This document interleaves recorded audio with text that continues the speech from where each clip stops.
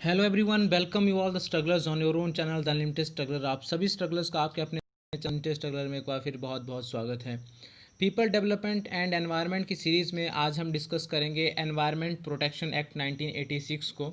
आज के इस लेक्चर में हम डिस्कस करेंगे कि ये एक्ट कैसे एग्जिस्टेंस में आया था, कौन कौन सी हाई पावर कमेटीज़ हैं, अथॉरिटीज़ हैं, इस एक्ट के अंडर क्या क्या प्रोविजंस आते हैं, वो सारा कुछ हमारा आज का इस टॉपिक में डिस्कशन रहेगा।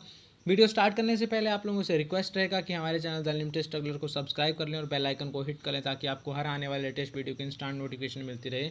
हमारा फेसबुक और इंस्टाग्राम पेज है द अनलिमिटेड स्ट्रगलर के नाम से, उसको लाइक करें और फॉलो करें ताकि एजुकेशन सेक्टर से रिलेटेड हर अपडेट आप तक जल्दी से जल्दी और सबसे पहले पहुँचे।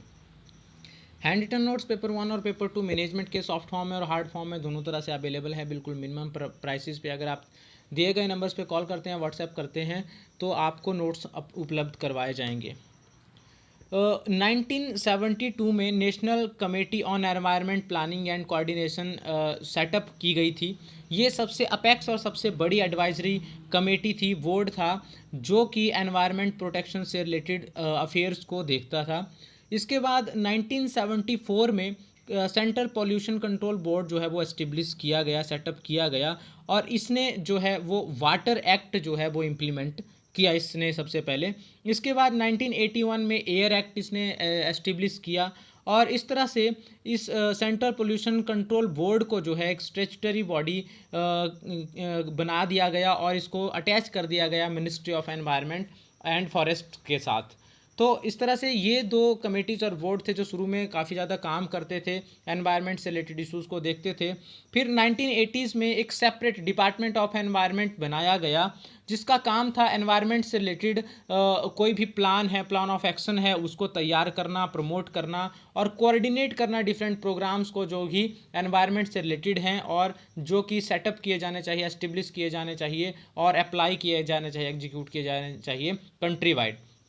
इस तरह से एक फिर उसके बाद जो है वो एक full fledged ministry of environment and forest जो है वो 1985 में एस्टेब्लिश कर दी गई। और इसके अलावा अगर हम बात करें एक नेशनल एनवायरनमेंट अपेलेट अथॉरिटी 1997 में एनवायरनमेंट से रिलेटेड अफेयर्स को देखने के लिए एक कंस्टिट्यूट की गई। अब जब हम बात करते हैं एनवायरनमेंट प्रोटेक्शन एक्ट की, तो उसका मूल हमें कहीं ना कहीं मिलता है आर्टिकल 48A में, जिसमें कि जो कि directive principle of state policy है, और आर्टिकल 51A(G) में हमें जो फंडामेंटल ड्यूटीज़ हैं उसमें जो है इसका मूल हमें कहीं ना कहीं मिलता है। आर्टिकल 48A क्या कहता है? ये कहता है कि the state shall endeavour to protect and improve the environment and to safeguard the forest and wildfire of the माफ़ कीजिएगा wildlife of the country. क्या कहता है कि आर्टिकल 48A बोलता है कि स्टेट को, जो भी राज्य है, कंट्री है, उसको हमारा जो एनवायरनमेंट है उसको प्रोटेक्ट करने के लिए मेजर्स लेने चाहिए और एनवायरनमेंट को इम्प्रूव, उसकी क्वालिटी को इम्प्रूव करने के लिए स्टेप लेने चाहिए, और जो भी हमारी वाइल्ड लाइफ है, फॉरेस्ट्स हैं, उनको जो है उनको सेफ्टी और सिक्योरिटी का उनके लिए अरेंजमेंट जो है वो करना चाहिए। ये आर्टिकल 48 ये कहता है। अब बात आती है 1986 में जो एनवायरमेंटल प्रोटेक्शन एक्ट बनाया गया उसके बारे में, कि जो 19 इसमें भोपाल गैस ट्रेजेडी हुई थी, उसके बाद जो है 1986 में जो है एनवायरमेंटल प्रोटेक्शन एक्ट जो है 1986 बनाया गया।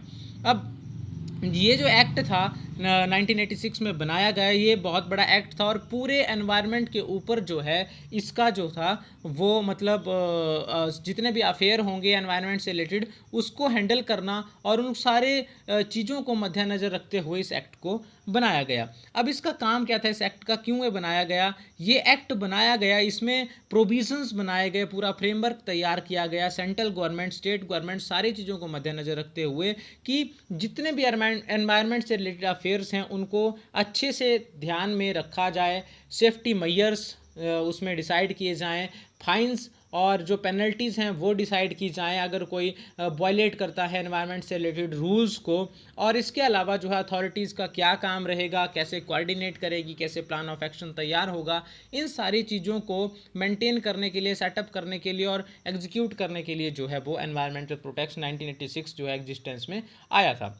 अब बात करें इसका जो मेन एम्फेसिस क्या है इस एक्ट का, इस एक्ट के अंडर हर एक चीज़ डिफाइन की गई है जो भी एनवायरनमेंट से संबंधित है, वाटर, एयर, लैंड, इन सब के बीच में इंटररिलेशनशिप क्या है और किस तरह से ह्यूमन बीइंग का इंट्रैक्शन इनके साथ रहता है, और जो भी लिविंग क्रिएचर है, प्लांट्स है, माइक्रो ऑर्गेनिजम्स हैं और प्रॉपर्टीज़ हैं, उन सब का इसमें जिक्र किया गया है इस एक्ट में, किस तरह से उनका बिहेवियर है और किस तरह से इन चीज़ों को हमने जो है इम्प्रूव करना है और प्रोटेक्ट करना है इन सारी ऊपर चीज़ों को। इसके अलावा जो एनवायरमेंटल पोल्यूशन है वो भी इसमें डिफाइन किया गया है। उसमें क्या लिखा है कि hazardous substances includes any substance और प्रेपरेशन विच में cause harm to human being, other living creatures, plants, microorganism, property और द एनवायरनमेंट। कि क्या हर वो हैजार्डियस सब्सटेंस, जो वो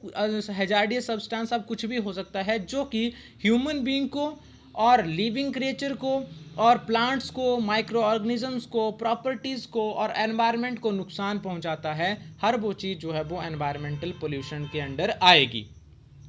अच्छा, अब इस एक्ट के अंडर प्रोविज़न क्या क्या हैं, बहुत इंपॉर्टेंट चीज़ है। इसके जो अंडर प्रोविज़न है इस एक्ट के, देखिए सबसे पहला, the act empowers the centre to take all such measures as it deems necessary. कि इसमें पूरी की पूरी जो पावर है वो सेंटर को डिसाइड की गई है, सेंटर को असाइन की गई है कि वो जो चाहे एनवायरनमेंट से रिलेटेड जो है वो कोई भी नियम बना सकती है, और जो प्रोटेक्शन और इम्प्रूवमेंट के मेजर्स हैं उनको लेने के लिए सेंटर जो है फुल फ्लेज्ड जो है अथॉरिटी सेंटर के पास रहेगी। दूसरा, by the virtue of this act the central government has armed itself with considerable power. अब इस एक्ट के अंडर जो है वो सेंट्रल गवर्नमेंट को कुछ पावर्स दी गई, कैसी कैसी, coordination and action of state, किस एनवायरनमेंट से रिलेटेड किसी भी इशू पे, अफेयर पे बात करने के लिए, चर्चा करने के लिए, प्लान ऑफ एक्शन तैयार करने के लिए वो कोऑर्डिनेट कर सकती है स्टेट के साथ और स्टेट्स को ऑर्डर असाइन कर सकती है। इसके अलावा planning and execution of nationwide programme, environment से रिलेटेड कोई भी प्रोग्राम क्रिएट करना है, एग्जीक्यूट करना है, नेशन वाइड कर सकती है। डिसाइडिंग एनवायरमेंटल क्वालिटी स्टैंडर्ड्स, की जो क्वालिटी स्टैंडर्ड्स की जब बात आती है कि जैसे पॉल्यूशन का लेवल कितना हम किस हिसाब से मापेंगे, क्या होगा, कितना होगा, वो सारी चीज़ें जो है वो सेंटर डिसाइड कर सकता है। रिस्ट्रिक्शन ऑफ लोकेशन, कि किस एरिया में, जैसे सेंचुरीज़ हैं, वाइल्ड लाइफ सेंचुरीज़ हैं, कौन कौन से क्षेत्र, वन क्षेत्र आरक्षित हैं, वो डिसाइड करना जो है वो सेंटर के पास रहेगी power. Authority to issue order, और इसके अलावा एनवायरनमेंट से संबंधित किसी भी मुद्दे पे अगर कुछ ऑर्डर इशू करना है तो वो सेंट्रल गवर्नमेंट जो है वो करेगी।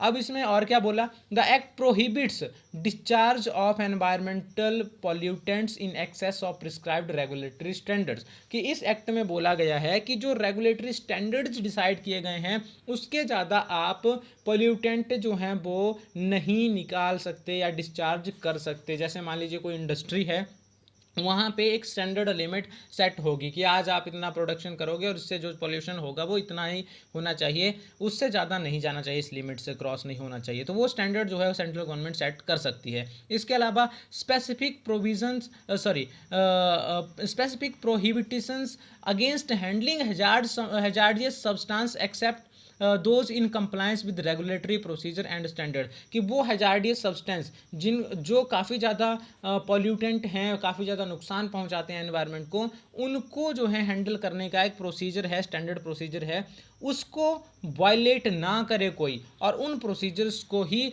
जो है वो मेंटेन करें और फॉलो करें, इसके लिए भी पावर जो है वो सेंट्रल गवर्नमेंट के पास है। इसके अलावा बोला है कि कुछ एक सर्टेन पेनल्टीज़ हैं, कि जैसे मान लीजिए कोई भी रूल रेगुलेशन जो है एनवायरनमेंट से रिलेटेड वायलेट होता है तो कम से कम 5 साल की सज़ा और 1 लाख तक का फाइन हो सकता है, या दोनों भी हो सकते हैं। इसके अलावा अगर मतलब वायलेशन है वो कंटिन्यू रहता है तो पर डे का जो है वो 5,000 रुपये फाइन हो सकता है किसी भी पर्सन को। और इसके अलावा बोला है कि अगर जो मान लीजिए कि फिर भी कोई आदमी इंसान नहीं रुकता है, वो रूल रेगुलेशन वायलेट करता रहता है मोर देन 1 ईयर, 1 साल से ज़्यादा तक, तो वो जो सज़ा है उसको लाइफ इम्प्रिजनमेंट, सॉरी, उसको 7 साल तक के लिए एक्सटेंड किया जा सकता है, जो 5 साल की सज़ा है। इसके अलावा सेक्शन 19 क्या कहता है इस एक्ट का? Provides that any person in addition to authorized government officials may file a complaint with a court alleging an offence under the act, कि कोई भी पर्सन, गवर्नमेंट अथॉरिटी के साथ साथ कोई भी पर्सन जो है वो कोर्ट में अपील कर सकता है, केस फाइल कर सकता है, अगर वो देखता है कि कोई एनवायरनमेंट के नियम, जो रूल्स हैं, रेगुलेशन, उनको वायलेट कर रहा है कोई अदर पर्सन।